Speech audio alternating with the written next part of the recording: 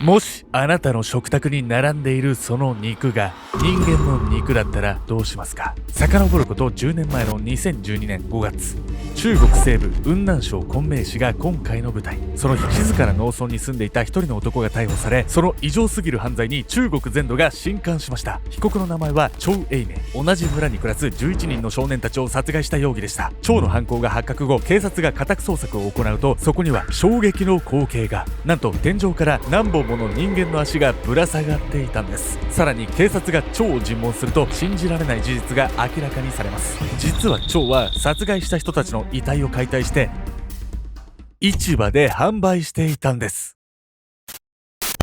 殺害した人間の肉を市場で販売する殺人鬼。被害者の少年たちはどうして殺されたのか。そこには殺人鬼張永明の狂った性癖が関係していたんです。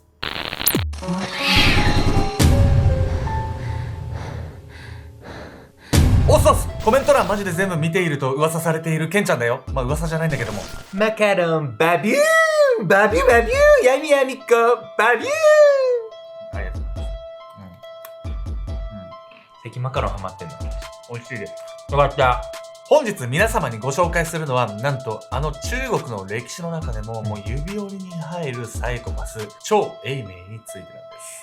僕はね、この話聞いた時に、今後出てくる肉全部大丈夫かなこれねって思ったぐらいの本当にやばい話なんですけど、まずはね、張永明のね、この犯罪が明るみになったきっかけについて見ていきたいと思います。連続失踪事件。遡ること10年前の2012年4月25日、中国西部雲南省昆明市の静かな農村が今回の舞台。その日、村に住む19歳の青年ハン・ヤオさんが行方不明になりました。心配した家族が聞き込みをして回ると、ハンさんが最後に目撃されたのは村外れにある不気味な冷蔵倉庫のあたりだと判明。その後もハンさんの家族が聞き込みを続けるうちに異様な事実が明らかになりました。なんとこの村では5年ほど前から10代の少年が突如失踪する事件が相次いでいたんです。さらに奇妙なことに、失踪した少年たちが最後に目撃されたのはいずれも不気味な冷蔵倉庫の近くだったんです。この奇妙な失踪事件の噂はすぐさま広まり、村人たちをパニックに陥れました。行方不明者たちの家族から通報を受けた昆明市の警察は捜索隊を結成。こうして大規模な捜査が開始されました。捜査が進むと、次から次へと明るみになる意外な事実が。まず当初行方不明者は5人とされていたんですが、なんと17人の行方不明者が出ていたことが判明。行方不明者たちの家族のほとんどは失踪した我が子をこのように証言していました。家出するような原因が思い当たらない。というのも、子供たちは皆強盗に狙われるような金品も特に持たず、人間関係でのトラブルもなかったというんです。ここから警察は一連の行方不明事件を連続殺人事件として認識を改め、捜査を続けました。そして警察が村人に聞き込みを続けるうちに、一人の男が捜査線上に浮上。男の名は張永明。今回の事件が起こる15年ほど前の1998年頃から村外れに住んでいた56歳の男性でした。まず行方不明者が住んでいたのは、いずれも張永明の自宅から700メートル以内の場所に集中していました。そしてある村人は、張永明の家の軒先にはビニール袋がぶら下がっていて、袋から骨が突き出ているように見えたと証言。そこから村人たちの間ではこんな噂が広まったんです。あいつは鬼だ。少年たちはあの男に食べられたんだ。その後もいくつか村人たちから証言を聞いた警察は、張永明が17人の少年たちの行方不明に関わっているのは確実と考えます。そしてついに警察は張永明の自宅を家宅捜索するんですが、そこには想像を絶する光景があったんです。全員殺されちゃったってことだ。村のね、人たちはね、そう思ってたんです。でも警察はね、なんかもう一つでも証拠見つかればいいやぐらいに思って捜査してたんですけど、そしたらね、もうとんでもないものが見つかってしまったんです。殺人鬼の住処。2012年5月初旬、昆明市の警察は張永明の自宅を家宅捜索しました。まず自宅の軒先にはいくつものビニール袋がぶら下がっていたんですが、村人たちの証言通り、袋の中には無数の骨が。さらに庭にある切り株には血がこびりついていました。どうやらここで張永明は何かの肉を解体していたようなんです。そして警察が玄関の扉を開けると、なんとリビングの天井から巨大な何かがいくつもぶら下がっているんです。近づいてみると、それらはなんと血生臭い人間の足。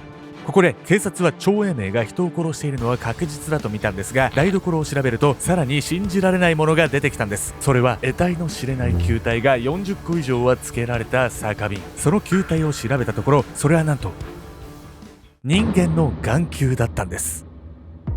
40個以上の目玉って何殺してんのよ、こいつさ。 20人だよ多分。いやいやいやいや、酒つけてるってことはなんか飲んだり食ったりしてたんじゃないの？もっとねいるってことですね。やばいじゃない、本当人間なのこいつ。もうね、想像してみてください皆さん。いや、ね想像させないでよ。コメント欄で教えてほしいですよ。恐ろしすぎないです僕だけ。張永明の自宅からは人間の太ももや何十個もの眼球の他にも被害者のものとみられる衣服が何枚も見つかりました。さらに行方不明になっていた19歳の少年ハン・ヤオさんのテレホンカードや銀行のカードも発見されました。こうして言い逃れのできない殺人の証拠が見つかったことで、その日のうちに張永明は逮捕されたんです。その尋問はあっけないほど簡単なものでした。なぜなら張永明は人を殺したことを簡単に認めたから。そして逮捕後、警察が張永明の経歴を調べると目を疑うような記録が残っていたんです。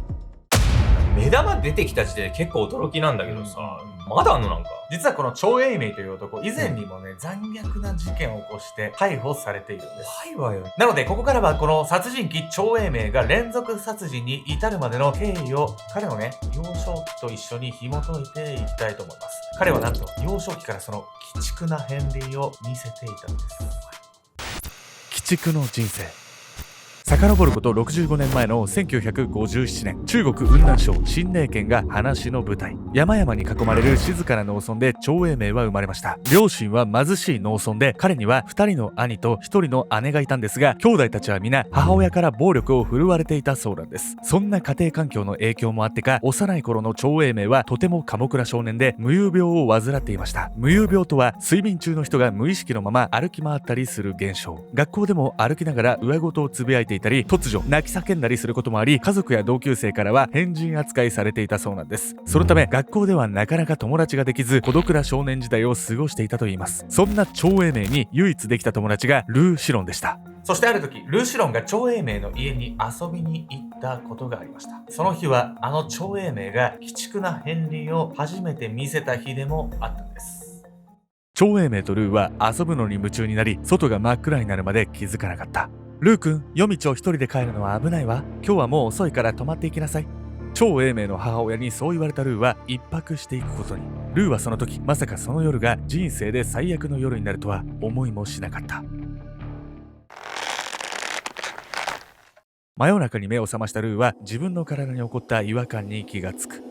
ちょっと、なんだよこれ。なんと寝ている間にルーの手足は縄で縛られていた。目の前には信じられない光景が。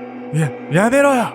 ルーが見たもの、それは狂気の笑みを浮かべた友人張永明の姿。そしてその手には包丁が握られていた。殺される、助けて。包丁を顔に突きつけられたルーは恐怖で泣き叫んだ。その異様な叫び声に張永明の両親が目を覚ます。永明、何してんだ。すぐさま張永明の両親が2人の元に駆けつけ、息子の手からナイフを取り上げたおかげでルーは一命を取り留めた。でもこんな幼い頃こんなことされたから、もうサイコパスの片鱗どころじゃないでしょ。これもうサイコパスよ。サイコパスですね。でもね、これでとどまらないんです。この後張永明はね、成長するにつれてどんどんその凶悪さを増していってしまうんです。張永明がルーを殺しそうになった一件はすぐに噂になりました。張永明の実家の近所に住む人によると、友人を包丁で襲いそうになってから張永明が誰かと親しくする姿はほとんど見なかったというんです。その後、張永明は大人になるにつれて気性が荒くなりました。彼を知っている誰もが挑発するようなことは避けていたというんです。そして1979年、張永明は村人とトラブルの原因は不明なんですが、その翌日張永明は謝罪したいと相手の村人に伝え、夕食に招待しました。なんか怖えな。しかしその日を境に誰もその村人の姿を見ることはなかったんです。その村人が帰宅しないことを心配した家族が警察に通報。数日後、張永明の自宅近くの川の中から遺体の一部が発見されたんです。そう、張永明は相手の村人に謝る気などさらさらなく、謝罪したいと言って相手が油断したところを殺害。殺した後は遺体をバラバラに解体していたんです。そうして張永明は殺人と遺体を解体した罪で逮捕されました。その時、張永明に言い渡されたのは2年の執行猶予付きの死刑。なんで一回死刑になってんのにこいつ野放しになってんの？意味わかんないですよね。というわけで今回のメトラキーワードは中国の死刑減刑制度について。なんその制度？中国で死刑判決を受けた際は死刑判決と2年間の執行猶予が同時に言い渡されるんです。そして判決が言い渡された後、執行猶予期間中の2年の間に受刑者に故意の犯罪がなければ判決は無期懲役に変更されます。さらに2年間の間に模範囚と判断されれば懲役15年から20年の有期刑になる場合もあるんです。1997年には婦女暴行、強姦罪などで死刑判決を受けた孫尚華という死刑囚がいました。しかし彼は死刑判決から4年後の2001年9月に懲役18年6ヶ月に減刑。さらにその後も模範囚ということで何度か減刑され、死刑判決からわずか13年後の2010年に釈放されているんです。いくら模範囚でも一回死刑になったような凶悪犯野放しにしちゃダメよ。刑務所内ではね、張永明はうんかなり真面目だったんでね、模範囚だとみなされてしまったんですよ。環境が違うわよ、そんな殺人を起こす場合と。先ほども言ったんですけど、張永明はね、模範囚とみなされていたため、逮捕後のね、18年経った1997年に釈放されてしまったんです。もう恐ろしい。そしてね、なんと彼の釈放後に少年たちが次々と失踪していくんです。絶対こいつのせいでしょ。野放しにされた殺人鬼。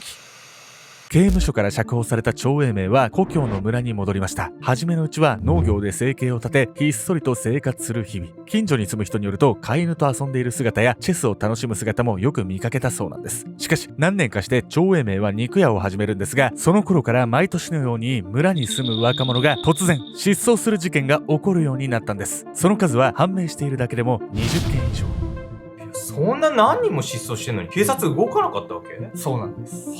今回の事件はですね、警察がね、もっと早く動いていれば防げていたんです。そして実は2012年に逮捕される半年前にね、張永明の魔の手から運よく逃れ、警察に助けられた人がいるんです。2011年12月1日の夕方頃、一人の村人が自宅からほど近い暗がりであるものを目撃します。それはベルトを持った誰かに拘束された高校生の少年。後ろでベルトを手にした男は張永明でした。驚いた村人は高校生を助け、すぐさま警察に通報。駆けつけた警察に張永明はこう主張しました。子供と遊んでいただけだ。刑務所から帰ってきた張永明はトラブルを起こすようなこともなく、至っておとなしい善良な市民の仮面をかぶっていたんです。そのため警察は張永明の主張を信じ、彼の身辺を特に調査することもなく、問題は片付けられていました。この時に捜査してれば何か助けられたでしょ？全然何もしねえじゃん、こいつらってね、思っちゃいますよね、普通の人はね。これ以前にね、10人も失踪してるんで、もう中国の中でもね、警察職務怠慢じゃねえかみたいな声がね、いろんなとこからもう湧き上がってたんです。しかし2012年4月に19歳の青年ハン・ヤオさんが失踪。それをきっかけにハンさん家族の他にも行方不明者の家族たちが懸命に訴え出たことで、ようやく警察が本格的な調査を始めたんです。そうして張永明の自宅を家宅捜索して、見つかった骨や肉片を DNA 鑑定。その結果、張永明は11人を殺害した容疑で逮捕されました。しかし1997年に懲役を終えた張永明が村に戻って以降、失踪している人数は20人を優に超えているんです。また家宅捜索の際には何足もの男性の靴が発見されました。その数なんと